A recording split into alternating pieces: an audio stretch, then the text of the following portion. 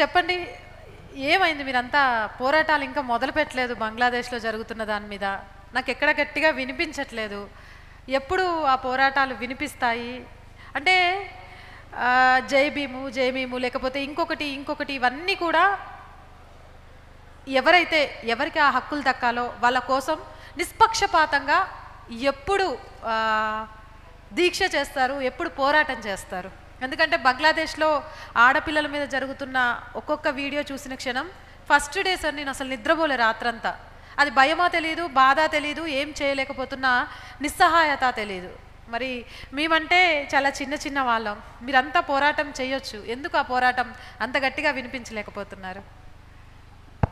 ముందుగా స్వాతంత్ర దినోత్సవం రోజు భారతదేశంలో అందరూ స్వేచ్ఛగా ఉన్నారు, కానీ బంగ్లాదేశ్లో మాత్రం మన ఆడబిడ్డలు మరియు ముఖ్యంగా హిందువులుగా మైనారిటీ క్రిస్టియన్స్ ఇక్కడ మతాలకు సంబంధించిన వాళ్ళు నరక యాతన అనుభవిస్తారు.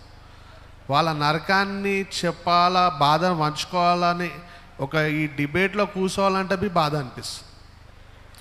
ఇంత ఇష్యూ అవుతున్న పేరుకి 130 కోట్ల మంది జనాభా ఉన్న దేశంలో 30 కోట్లు తీసేరు, 100 కోట్ల మంది హిందువుల్లో పుట్టిన దేశ గడ్డ మీద ఎవరికి సోయి లేకుండా ఉన్నట్టు ఒక బాధ వస్తుంది. ఇదే కుకట్పల్లిలో 3 బజే ఏదైనా సినిమా రిలీజ్ అయితే 2-3 వేల మంది యూత్ పిల్లలు రోడ్ల మీద కొట్లాడతారు టికెట్ల కోసం. కానీ ఏ మతంలో అయితే పుట్టిండో, ఏ ధర్మంలో అయితే పెరుగుతుండో, ఏ ధర్మాన్ని అయితే జనరేషన్స్ వస్తున్నాడో ఆ ధర్మం పైన దాడి జరిగితే మాత్రం వస్తలేడు. వాళ్ళు అనుకుంటారు ధర్మం అంటే దేవుళ్ళని తిడుతాను, మనం తిడతలేరు. అరే ధర్మం అంటే నువ్వు రాబోయి, నీ అయ్య వస్తాడు, నీ అమ్మ వస్తుంది, నీ అక్క వస్తుంది, నీ చెల్లి వస్తుంది, నీ ఇంటోళ్ళని కాపాడుకునేదే ధర్మం.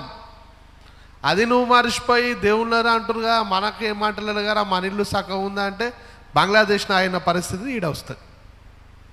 ఒక ఆడబిడ్డ 14 ఏళ్ళ ఆడబిడ్డని 40 మంది క్రూర మృగాలు అతి కిరాతకంగా రేప్ చేసి ఆ వీడియోని బయట పెట్టారు. ఆ వీడియోని ఇక్కడ ఉన్న కొంతమంది లత్కోరగాళ్ళు షేర్లు చేసుడు, దానికి జై భీమ్ ట్యాగ్. అరే బాబాసాహెబ్ ఏమన్నా మీకు రాజ్యాంగంలో సపరేట్ పేజ్ రాసి ఇచ్చిండారా మా దళితులపై దాడులు చేయరు అని? మీరు దాడులు చేస్తే ఎస్సీ సంఘాలు ఓడి బయటికి రావద్దని ఏమన్నా రాసి ఇచ్చిండా? ఏనా కుల విపక్ష అయితే రోడ్ల మీదకి వచ్చి బట్టలు చింపుకుంటారు. అదే ఎస్సీ అమ్మాయిలపై దాడులు జరిగితే మాత్రం రాదు. ఇదే అసదుద్దీన్ అయ్యా గతంలో అన్నాడు, దళితోంకో अपन टिकट देना, कई को बोलते उल्लो अपन उड़ बोलते उठते, बैठ बोलते बैठते. जब हिंदू अपने ऊपर हमला करने का आया तो यह दलितों को कुत्तों को ऐसे सामने ठहराना అనే మాట అసదుద్దీన్ ఓవైసీ గారు అయ్యా సలావుద్దీన్ ఓవైసీ గారు అన్నాడు. ఆయన మా సోకాల్డ్ దళిత సంఘాలు ఆయన అసద్ గారు ఎంబడి జై భీమ్ అనుకుంటా జోక్కుంటా తిరుగుతారు. ఇవాళ ఇప్పుడే మేడం ఒక ట్విట్టర్లో తన స్టేట్మెంట్ చూసిన, ఏమన్నా నరేంద్ర మోదీ గారిని ప్రశ్నిస్తున్నాడు, షేక్ హసీనా గారిని మీరు ఎందుకు భారతదేశాన్ని నుంచి పంపిస్తలేరు, బంగ్లాదేశ్ వాళ్ళు అడుగుతురు గారు అని. మరి అదే బంగ్లాదేశ్లో ఎక్కువ శాతం ఉన్న దళితులపై, ఆడబిడ్డలపై, అన్నదమ్ములపై దాడులు చేస్తున్నారు రాడికల్ ముస్లిమ్స్. మళ్ళీ వాళ్ళ గురించి నువ్వు ఎందుకు మాట్లాడతావు? హైదరాబాద్ పార్లమెంట్లో, నాది హైదరాబాద్ పార్లమెంటే, నేను ఉండే పార్లమెంట్లో నా బస్సులోకి వచ్చి తుమ్ దళితో మేరే పీచే రో మై తుమారే లియే జాన్ దేతుమ్ అన్నాడు. మళ్ళీ ఇదే మా దళితుల ఆడపై దాడి జరిగితే నువ్వు ఎందుకు మాట్లాడతావు? షేక్ హసీనాని వదిలిపెట్టు పమ్మంటున్నావు, మళ్ళీ మీ ముస్లింలు దళిత ఆడబిడ్డలపై రోడ్ల మీద అత్యాచారాలు చేసుకుంటా ఇంట్లోకేంచి ఎత్తుకొచ్చి కొడుతుర్రు, మళ్ళీ నువ్వెందుకు మాట్లాడతావు? మాట్లాడాలి కదా. ఎక్కడి సంఘాలు ఇదే మీరు అనుకుంటున్నారు మేడం అక్కడనే అవుతున్నాయని, కానీ ఇక్కడ బి అవుతున్నాయి. Chengicherla incident best example. అక్కడ 2-3 బంగ్లాదేశ్ నుంచి ఉరికొచ్చిన వాళ్ళు లోకల్ ఆ మేకల్ మండిలా తోళ్ళు అమ్ముకునే ముస్లింలను రెచ్చగొట్టి, అరే अपने मस्जिद के सामने उल्ला होली कर लो तो तुमला खामोश कैसे बैठे रहे, ये పార్దీ వాళ్ళే, ఏ దళిత దేడా అనుకుంటా చెడ్డ మాటలు తిట్టుకుంటా వాళ్ళపై దాడి చేసి బాబాసాహెబ్ అంబేద్కర్ విగ్రహంని పెట్టుకొని మొత్తం దేశంలో రాజకీయం నడుస్తారు. మరీ ముఖ్యంగా అసదుద్దీన్ ఓవైసీ దాన్ని పట్టుకొని జై భీమ్ అనుకుంటా కాశ్మీర్ నుంచి కన్యాకుమారి దాకా తిరుగుతాడు. ఆ బాబాసాహెబ్ అంబేద్కర్ విగ్రహాన్ని ధ్వంసం చేశాడు. అయినా కానీ ఎవడు బయటికి రాలే. మళ్ళా బాజాప్తా అసదుద్దీన్ ఓవైసీ ఎవడైతే దాడులు చేసారో ఆ నక్కల సమాజానికి చెందిన ఆడబిడ్డలపై దాడి చేసిన వ్యక్తులకు బెయిల్ ఇప్పించారు. మళ్ళీ వాళ్ళకి ఫైనాన్షియల్ సపోర్ట్ చేశారు. ఇంత ఓపెన్ చేస్తున్నా కూడా దళిత సంఘాలు ఎందుకు అసదుద్దీన్ ఓవైసీ అనే వ్యక్తిని, కాంగ్రెస్ పార్టీని, ఇతర సెక్యులర్ పార్టీని ఎందుకు ప్రశ్నిస్తలేరు? అరే కేవలం ఏమైనా 2-3 మాటలు ఆ పార్లమెంట్లో జేబీమంటాడు, కింద ఆయన కార్యకర్తలు ఎంతోమంది ఆడబిడ్డలను కొడుతుర్రు, చంపుతుర్రు. ₹1,00,000 గజం పోయే ఇళ్ళని 10,000 15,000కి ఇచ్చి ఆక్రమించుకుంటుర్రు. ఇవన్నీ కనిపిస్తలేవా? ఇక్కడ ఉన్న ఆడబిడ్డ ఈమె గురించి చెప్పాలి మీ అందరికీ. నవత గారు మన ముస్లిమ్స్ అంటారు హమారే ఔరతా షేర్నీ है. అరే తుమారే ఔరతా షేర్నీ నై రే భై, అసలీ షేర్నీ ఇనోయే. 100 गीदड़ों के सामने अकेली ठहर के हिंदू धर्म के लिए, देश के लिए लड़ रही. तुमला केसे डाले तो भी नहीं झुकी, तुमला धमकियां दिए तो भी नहीं डरी. असली शेरनी हमारी बहन नवता जी है. ఉదాహరణకి చెప్తా, మలక్పేటలో ఒక ఆడబిడ్డపై రేప్ అయింది, 12 years అమ్మాయిపై. నేను మోనన్న గారు ఆ ఇష్యూని తీసుకెళ్ళి మళ్ళీ రాంప్రసాద్ గారు ఆ ఇష్యూస్ పై కొట్లాడితే మాకు సపోర్ట్గా నిలిచింది. ఆ ఇష్యూ కోసం పాపం 3 months వాళ్ళకి సపోర్ట్ చేసింది, బాధపడ్డది, ఏడిచింది. ఇంటర్వ్యూలో తీసుకునేటప్పుడు కొన్ని వర్డ్స్ అటు ఇటు దొర్లినాయి, అంటే వాంటెడ్లీ ఏం చెప్పలేదు. కానీ దానికి మలక్పేట ఎమ్మెల్యే బలాలాగాడు చెప్పగానే ఎగోసుకొని కొంతమంది దళిత నాయకులు కేసులు పెట్టింది. అయినా కానీ భయపడలే. ఎందుకంటే నా దళిత ఆడబిడ్డలు, నేను ఆడబిడ్డ, నా దళిత జాతి ఆడబిడ్డలు ఇద్దరం అక్క చెల్లెలం, వాళ్ళకి న్యాయం జరిగేదాకా నేను వెనకడుగా ఏనని చెప్పి వాళ్ళ కోసం ముందుండి పోరాడి కొట్లాడిన వీర వనిత నవత గారు. ఈమె అసలు షేర్ని. మా హిందూ ధర్మంలా చెప్తారు స్త్రీ శక్తి తలుచుకుంటే ఏదైనా సాధించవచ్చని.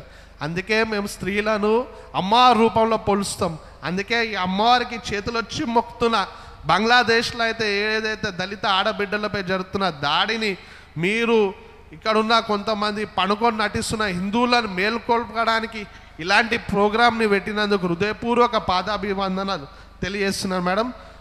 మీరు అన్నారు మీరు పోరాటాలు చేస్తలేమని, మేము చూస్తున్నాం మేడం.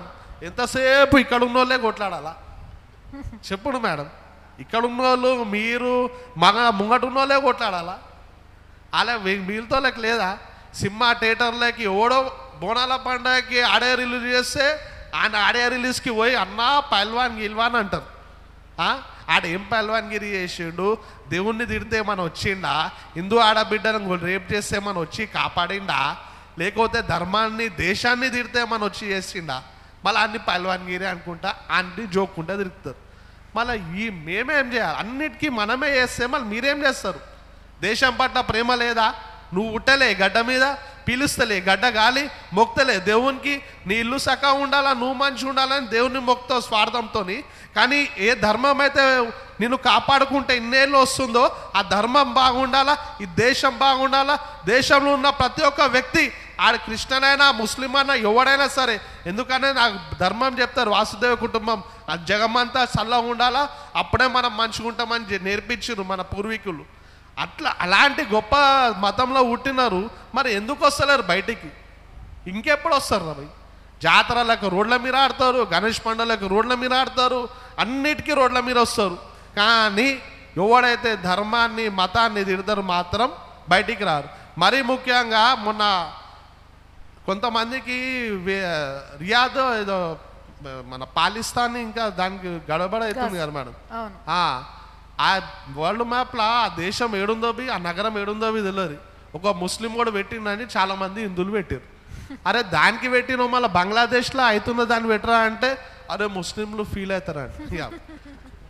మన హిందువులకు అవుతున్న దాడులలో ఫీల్ కావు, కానీ ఆ పాకిస్తాన్ ఇజ్రాయెల్ ఏడుందో తెలియదు వాటి గురించి నువ్వు పెడుతున్నావు. అట్లాంటి దౌర్భాగ్యమైన పరిస్థితులు ఉన్నాం. ఇకనైనా సోయి తెచ్చుకోరి, కళ్ళు తెరువురి. మేమైతే బాజాప్తా ఇక్కడ ఉన్న పెద్దవాళ్ళందరూ వాళ్ళ జీవితాలు త్యాగాలు చేసి ధర్మం కోసం కొట్లాడుతున్నారు.